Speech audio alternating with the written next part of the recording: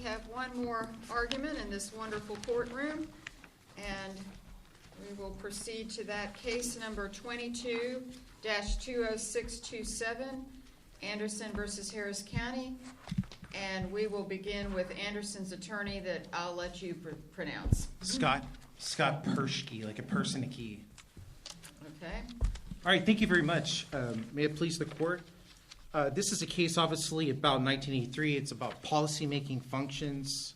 I've attempted to try to go back and take a look at the prior cases. I have passed out to you a demonstrative where I've attempted to look at some of those cases and analyze them and put them on a chart. Basically, what we're at is the United States Supreme Court in McMillan has sort of laid out the foundational test on this, and the Supreme Court has indicated and mandated that the final policymaker question cannot be decided in a vacuum. It's not an all or nothing manner. Additionally, another case... By starting with McMillan, are you suggesting that that's changed Fifth Circuit precedent, and particularly the Road decision? No, Okay. not at all. And if I can address that, the Road decision, there's nothing that I'm advocating today that would impact this panel's, the holding of Road and what it means.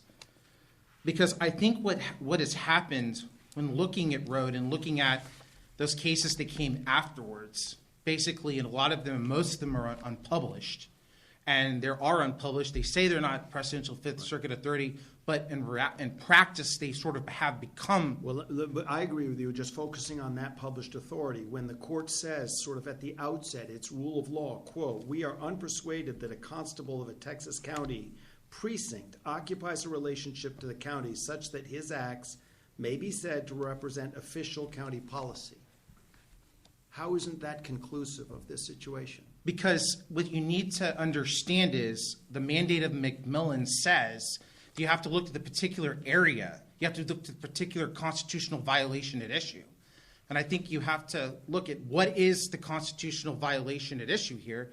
Now, Judge, you were on the panel already. That was back when we talked about it back in December, I believe. Yeah. So, but being familiar with that, Diaz politically discriminated. The plaintiffs didn't support him politically. How was Diaz's alleged discrimination? What official policy motivated that? Was the moving force? Where do we look to see the policy? Was it Diaz himself? Correct. It was Diaz himself. But isn't that really what Judge Goldberg was saying in dissent in Road? He was saying if you elect someone to be the head, then they're the policymaker for that elected division.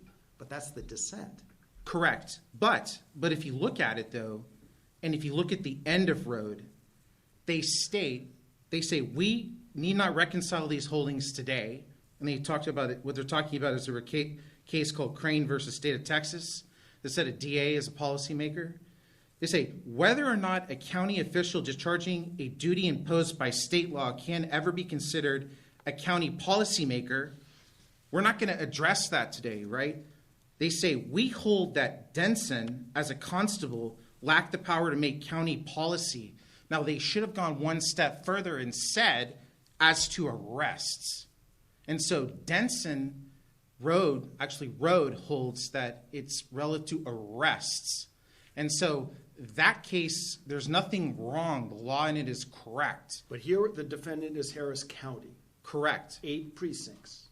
Correct. 8 elected constables. Correct. How is it just even logically sensible to say that any one of the 8 declares policy for the county? Well, you have to look at the particular area. And so we're talking about employment law. What's the constitutional violation here at issue? The constitutional violation is these deputies that were terminated. And so that's the issue you look at. And so you look at and then you say, is Diaz a policymaker for that policy, office, employment, human resource, termination policies? And so that's what you have to frame that. And so what the other cases have done afterwards is that they've said, oh no, it's just the Fifth Circuit says a constable can never be a policymaker. That's not what Road holds. Road holds that it's only as to arrests. And so you have to look at the issue is whether or not Diaz is a policymaker for Harris County, the entire county, on the termination of deputies' employment within Precinct 2. Does Constable Diaz speak for all of Harris County with regards to how deputies are terminated in Precinct 2? And ultimately, you have two authorities to look at to address that issue. If you look under the Monell liability analysis, there's various ways to look at policymaking authority. I've found three. The only one that's relevant is one that states the acts or policies of officers who by law, that's number one, or number two, or delegation, that's number two. So that's my two issues. Issue number one is law. Issue number two is delegation. Possesses final policymaking authority for local government concerning the action as alleged to have caused the particular constitutional or statutory violation.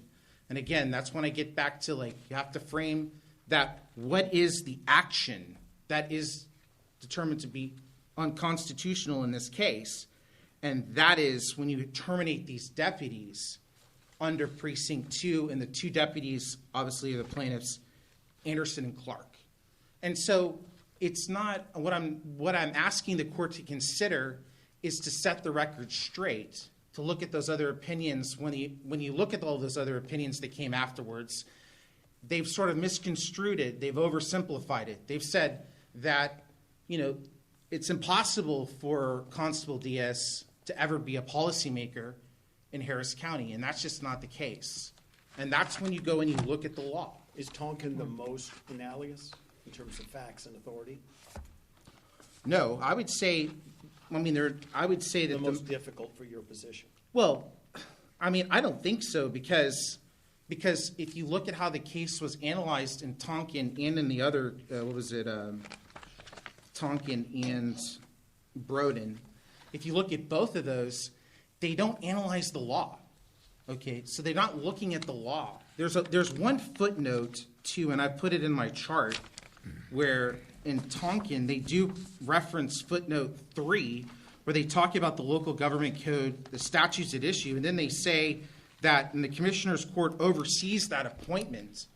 And so you have to analyze the law. You have to go through the law. That's what McMillan says that we do in this Monell context. But do you disagree that the law is a municipality can be held liable only when it delegates policy-making authority, not when it delegates decision-making authority? Correct. I do not disagree with that. And why isn't this a decision to fire someone as opposed to a policy? Because there's not a policy. Diaz didn't issue to my knowledge, no one issued a policy that said, anyone that doesn't vote for me is going to be fired. That's not a policy that was issued by anyone, as far as I know. But it was. That was absolutely what Diaz did. But he didn't issue that as a policy. In other words, yes, maybe he whispered over, hey, you better do my campaign or I'm going to fire you. That's different, though, from creating a policy. I don't see the distinction. That's what he did in the office. That's what he utilized it for.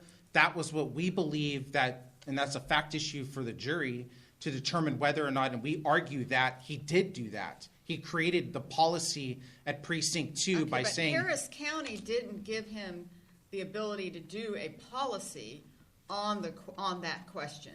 They could fire someone and say, you're not doing a very good job, I'm going to fire you, and maybe everybody else at Harris County didn't think that person was doing a very bad job.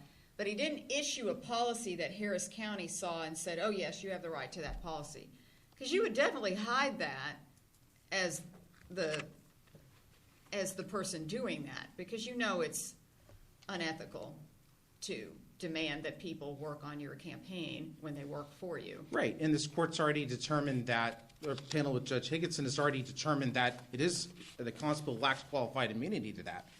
What I'm saying is that you have to look at the law. McMillan mandates that you look at the law. So if you go through the Texas law, it's very clear that the commissioner's court cannot influence the appointment of a deputy. deputies can be allocated, funds can be allocated, but the specific money, that's it. They can't but I don't determine see who how- goes in there. I'm sure that the county commissioners, if they knew this was a policy of his, would change that. They can't. It's impossible. Oh, they absolutely could. They could say you cannot issue a policy on making people work on your campaign. No, they cannot, because the law Okay, specific. what law says they can't do that? It's under the local government code. It is 151.003. The Commissioner's Court approves, and this is outlined in Harris County versus Nagel. Commissioner's Court approves the number of deputies the constable may appoint, but that's it. They allocate the money, they approve the number, but the law is clear that it has no authority to appoint or terminate deputy constables. That is clear in Texas law. But there's no Texas law that says they can't create I mean, for example, somebody that works for as a police officer probably needs certain licenses, needs this, needs that, so that has to be out there somewhere. And the constable can't say, well, hey, you over there, you want to just come be a police officer? That sounds great. Let's go do that. Right? Well, yeah, you're talking about TCOL requirements to be a police officer. But remember, the constable has staff, civilians. They have more than just police officers. No, I understand that, but what I'm saying is you're saying that he could create a policy that says, I'm going to go to Tulane University and grab all the law students and have them become police officers. That'll be fun. I don't think that would be allowed in Harris County, or even if they went to the University of Houston. But what are we talking about? Remember, the point is that what is the constitutional violation at issue? We're talking about the termination of deputies. That's the issue. That is the act which But must be framed. You've said he can create the policy. This quotation that I asked you about, can delegate when it delegates policymaking versus decision making. That's the difference that we're talking about. And to me, hiring and firing someone is a decision. The rules of what they have to have done, what license they need, whatever. I mean, I don't know all the details on what the police officer needs. Doesn't this turn on whether he could do the entire county or just his district? Well, he can't do he is the policymaker for the entire county as to how deputies are fired in Precinct 2. That he is the policymaker for Harris County as to Precinct 2. But as to Precinct 2 only. Correct. Absolutely. He speaks for Harris County for how deputies are terminated in Harris County for Precinct 2. And the law states very clearly under Texas law, But a commissioner. the question here is he a policymaker for the entire county? And he is. That's absolutely what I'm saying. He is the policymaker for the entire county as it relates to the acted issue and terminating deputies that are in Precinct 2. His own precinct. And his Only. precinct, and he speaks for the voters of Harris County. He is answerable to no one else but the voters of Harris County that live in Precinct 2. To me, I'm going to go back to the beginning. That is virtually Judge Goldberg's dissent. He's the, quote, top dog as elected by the precinct persons. But that's exactly the argument that lost. That relationship is not one that makes his acts represent the county, especially a county with 8 precincts. Well, So I guess let me turn that into a question. This chart, 8 or 9 cases, you're making a strong case that our law, much of it unpublished, has oversimplified Texas law.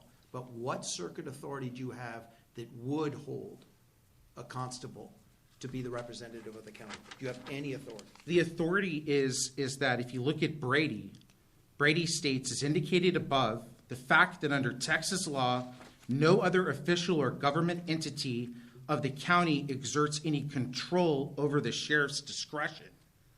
And so what I'm advocating is that there's no difference between. So I'm sorry, I'm sure it's in your brief, but the Brady decision, The Brady decision- 1998, that attributed on a delegation theory or ratification theory? This is under the law theory. Yeah, but so the constable was the one who set countywide policy in Brady when I look at that. Brady, no, it had to do with the sheriff. Yeah, the Okay, sheriff but is the the whole what- county. Right, it is whole county, and so is Constable Diaz. See, the issue, though, is that you The have... whole county did not vote for him. The whole county is not influenced by him. The whole county is not decided by him. 1/8 of the county is. That's it, right? Correct. Okay. But when Texas law is clear that the Commissioner's Court, the lawmaking body of Harris County, cannot exert any control over the hiring and firing of deputies, then Brady says that when you have law on point that says you can't, Commissioner's Court cannot exert control, then the policymaker lies with Constable Diaz. That's a rubber stamp theory.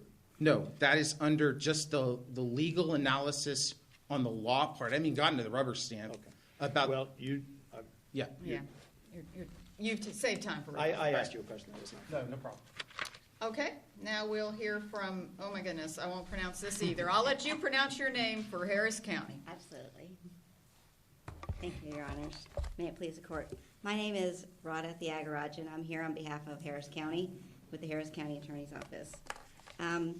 I will say at the beginning, if nothing else, my opposing counsel is very creative and novel. So he has pointed out that based on case law, there hasn't been published case law in the Fifth Circuit regarding this very particular issue about whether a constable is a policymaker, a final policymaker for purposes of Section 1983 liability. And he goes to the McMillan case, a Supreme Court case in which the Supreme Court held that you have to look at state law. And then he analyzes and says, well, in the Brady case, 1998, this court ruled that sheriffs were policymakers. And that was based on a specific case law, a specific statute in which the legislature had given express authority for the actions at issue and held the sheriffs were entitled or had discretion to do the actions at issue. And because of that, the court ruled that sheriffs, unlike constables, were policymakers because of an express statute at issue. And that was in 1998.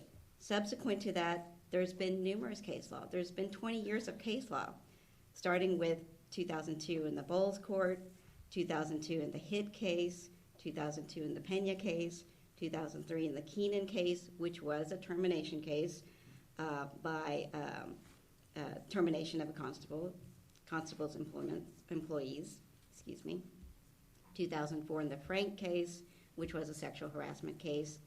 Okay, can I ask you about that same quote that I was wondering about? Your opponent said this was policy making, whereas I thought it was decision making to hire or fire someone. Which one do you think it is, and how do you explain that? So specifically, Section 1983 talks about final policy maker. There are instances in which, such as in the Murphy case, there was express statute. But with respect to hiring and firing, even though the constable has final decision-making authority, that doesn't make him a final policy maker with respect to the entire county. As many cases have pointed out, sheriffs are different than constables. As you pointed out earlier, sheriffs are elected. They do make policy for the entire county. Constables, 8 of them in Harris County, can only deal with their particular employees. Well, that where is the decision-making is not policy policy. of kind of who he can hire and what they need to have done to get hired, licenses, et cetera, et cetera?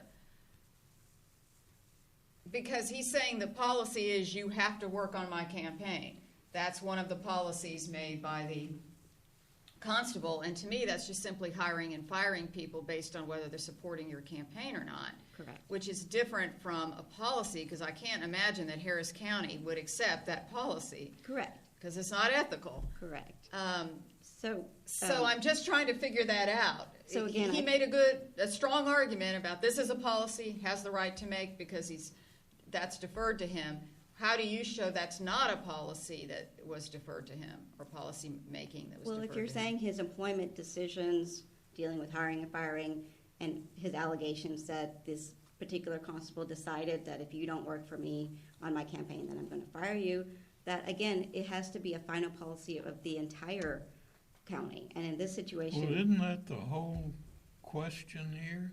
right, Whether it's his authority goes beyond his area for the entire county? it cannot. Simply by the Right. way he said, the only people that he's answerable to is Well, precinct isn't 2. that the sole question here? Right, so my analysis would be that based on the case law, this court has continued to rule that in employment situations, the constable is not a final policymaker for the county. But, I mean, just change the facts then. There are some counties that only have one precinct. So if it's just a geography question, is your position that the constable in those counties still isn't both final decision maker and therefore also final, if it's just a geography issue? I don't think so. I think the cases have analyzed, the few cases that have held, in particular situations that constables are policymakers for that particular situation. Again, you have to look at the fact scenario of what is the constitutional issue. And did the constable have final policymaking for that particular issue? Expressly delegated? It could be expressly delegated, as I believe Well, what this case seems to be inching for, and opposing counsel can clarify, he's saying their policy is defective. It's complete abdication. The policy allows him to hire and fire even violative of the First Amendment. but And again, that's attributable to the county if they have no restrictions. And my hypothetical is, imagine we're in a county where there's only one constable. so in that situation, you would need to have some express delegation from either Commissioner's Court or some other, well, in this situation, Commissioner's Court, or an express statute that says, state statute that says, in employment decisions, the constable is the final policymaker. And we don't have that here. So I think in situations where, I think in the Nagel case, there was an express authority granted from Commissioner's Court for a particular precinct to do warrants for the entire county. But instead of expressly delegating it, they simply never at all look over it, and therefore it becomes sort of a Wild West. No, I don't think that's the situation. I think there's got to be an express, because again, you're talking about Section 1983 liability. When you're saying the county is going to be liable for something that an official does, there has to be that authority granted, and it has to be a final Okay, let me policy. ask you this. If he put up a big sign outside of his building that says, I have come up with a policy that says you must work on my campaign or you will be fired, and when I hire you, you better promise to work on my campaign. Would the Harris County Commissioners Court be able to ban that policy? I believe that they would at that point have the ability to, at least at that point, go into some kind of discussion with the constable. I don't know that he would have the unfettered discretion to commit illegal acts. And at the same point, he would also be independently liable, right, as an individual. No, I understand that, but I'm just asking, could they vote, we ban that policy that's up on outside his building on that chart? I believe that they could. I believe Commissioner's Court has that. Because isn't that the Commissioner's Court's authority? Right, they have Okay. the authority over the entire county, because although there's commissioners for different areas, there are at-large commissioners, and their decisions affect the entire county. Well, the Commissioner's Court is what runs the county. It's not each individual commissioner, it's the group. Correct. So they are elected by different parts of the county, at least in Dallas. Right. But then they come together and vote.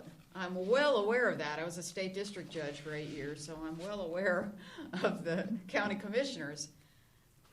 Right, and so in this Okay, instance. so I'm just trying to figure, I mean, I've got this quote that maybe I'm the only one who thinks it matters, but it does seem to differentiate between policy-making and decision-making, so I'm just trying to understand the arguments on that here.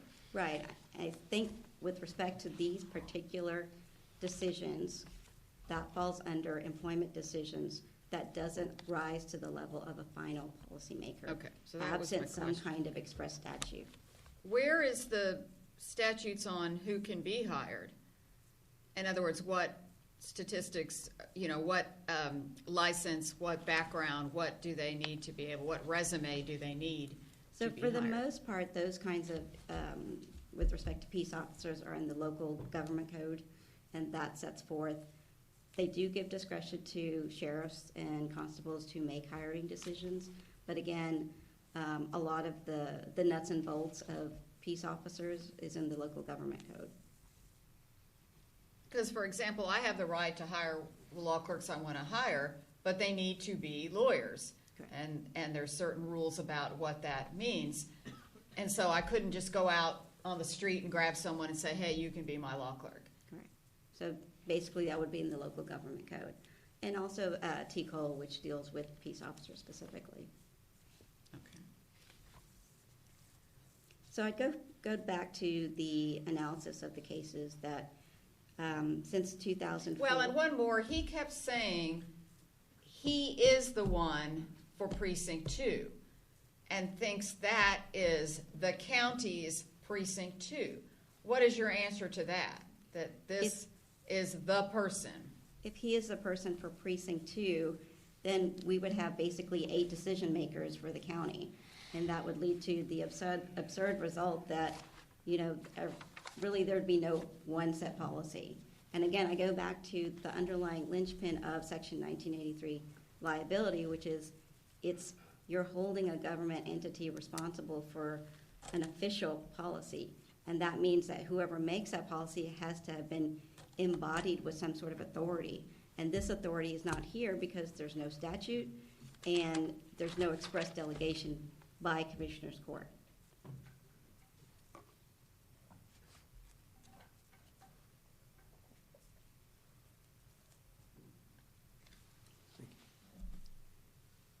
And I would point out the 2 cases that have, the cases that have held that constables or sheriffs are responsible almost invariably have ruled based on some express statute or some express delegation by Commissioner's Court. We asked this court to establish that this precedent that's been ruled the same way for over 20 years is in fact the precedent and correct rule of the Fifth Circuit. Specifically, that constables are not policymakers with respect to employment matters, and there's nothing that opposing counsel has shown that this is bad precedent in any way. With respect to the ratification argument, we would point out again that there's no policy that issue, there's no proof that any person or any facts to show that Harris County was aware of this policy such that you could then impute liability to the county. What about the rubber stamp? So the rubber stamp would still require some knowledge to impute liability, and again, there's no facts to even show that anyone, Commissioner's Court or anyone else knew about this policy, alleged policy that the constable may have had. Yeah, I mean, I do have to say, having run for office in Texas, it would be a little hard to imagine the Harris County Commissioner's Court would know about what he was doing and just say, oh, that's fine, rubber stamp. Correct. And I think even if you look at the opinion in the lower court from Judge Miller, he acknowledged that in his previous opinion, the Murphy v. Butler case, in which it was a very similar situation, Judge Miller at that point is when he discussed the rubber stamp exception, and he held the county liable. And that case was prior to this court's decision in Tonkin. And in his opinion, Judge Miller states that if he had had the benefit of the Tonkin decision and all the cases subsequent to that, he would have been able to rule, and he felt now that based on that precedent, he would rule, and he did rule in favor of the county and decided that. Is your contention that he's a policy maker for his own area, but not the entire county? He can set policy with respect to employment and hiring decisions for his own precinct, but I would not call him the final policymaker for the county. And I think the case law has said that decision-making is not the same as policy-making. It's the area, not whether he can be a policymaker within his own precinct. The issue for governmental liability is that he needs to be the final policymaker for the entire county to impute Section 1983 liability. Okay, anything else you want to tell us? I would just wrap up based on the case law and the lower court's opinion that really wrestled with the issue and discussed the case law quite thoroughly, that the lower court was correct, and we request that this court affirm the district court's opinion. Thank you. All right, thank you. Can I take your time? I'm joking. You are creative. You have 5 minutes of rebuttal. Okay, to answer Judge We're the policymakers on that. You have 5 minutes of rebuttal. To answer Judge Higginson's question, also take a look at the case of Harris County versus Coates, 607 Southwest 3rd, 359. States very clearly, Constable Hickman has the final word in Precinct 4 as to office policies, and by extension, one could also infer that each of the 8 constables in Harris County is responsible for policies in his or her separate precinct. Regardless of the fact that it's divided up 8 ways or you divide 1 constable per county, it doesn't make a difference because each of the constables is the policymaker for those office policies. The case of Harris County versus Coates is directly on point. It's well reasoned. It's well analyzed by the first 14th. And because we're talking about an issue of state law, there needs to be some deference given by this panel to the actual state law, which is seriously lacking in the other non-published opinions that have come before you. Additionally, one of the things that Harris County has stated in their brief is that they very clearly stated there is no such policy in this case at hand. In reviewing plaintiff's third amendment complaint, there are absolutely no facts regarding a specific official policy of Harris County. That's correct, because as to these office, employment, termination, discipline, hiring matters, there is no policy. There is none. I've provided for you an affidavit from a constable that was there for 16 years. Please take a look at it. This is how the government is set up in Harris County. The problem that you have in this case is that if you decide that DS is not the policymaker for employment HR-related decisions, and neither does Commissioner's Court the policymaker, because there is no policy, there is none for Precinct 2, then effectively what this panel has done is said that there is no policymaker. If Commissioner's Court isn't going to do anything, and Constable Diaz isn't the policymaker, you kind of run into an area where there is no policymaker. But the problem to me is this just isn't like a proper policy. I mean, they're also not going to make a policy. You have to sit around taking marijuana every day to work in my court. I would never say that, so that's in quotes, everyone. Right. But, you know, that just isn't something that there's a policy in the U.S. or in the Congress or whatever, because nobody's going to have that. I mean, that's just crazy. So I could come up with a long list of crazy things that is nowhere in any document because it's crazy. And that's the problem with this one, is this is improper. And that's the problem with it. So also ordering that everyone has to take marijuana every day is improper to order that. Whereas imposing that everyone has to get here by 8 a.m. would not be improper. Where's the policy? The policy, go look in the record at 2856, 2857. That's briefing submitted on the underlying immunity issue. It states, Constable Diaz says, there can be no reasonable argument but that Lumen, and that was the chief deputy, was a confidential employee who participated in Constable Diaz in creating and implementing policy throughout the Precinct 2 Constable's office. He goes along in saying is that Chief Deputy Lumen assisted Constable Diaz in formulating, carrying out Constable Diaz's directions and vision for the precinct. He delineates in his summary judgment briefing 6 points on those pages about what the goals were. The case law states under Rode, a policymaker not only governs conduct, but decides goals for a particular local government function and devises means of achieving those goals. That's directly what he's Constable Diaz does and is stated in his briefing, and it's directly on point. Those are the policies. He set forth those goals. He hired the chief deputy, and he terminated the chief deputy, and he did so based on those policies for carrying out the Constable Diaz directions and visions for that precinct. But And that so- is your case that's going forward against him. It is Because going. here, you're saying there is no county policy, and yet you're saying somehow it was still an official policy that motivated him as to how he treated his subordinates. Correct. And so if he is the policymaker, then Harris County becomes liable under Randall.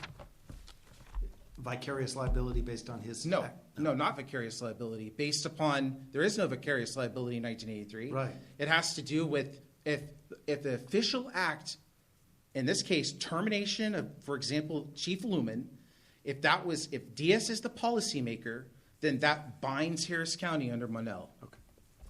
All right. Thank you. Thank you, both sides. The case is under submission, and we have now concluded our arguments for the day. We will start again tomorrow.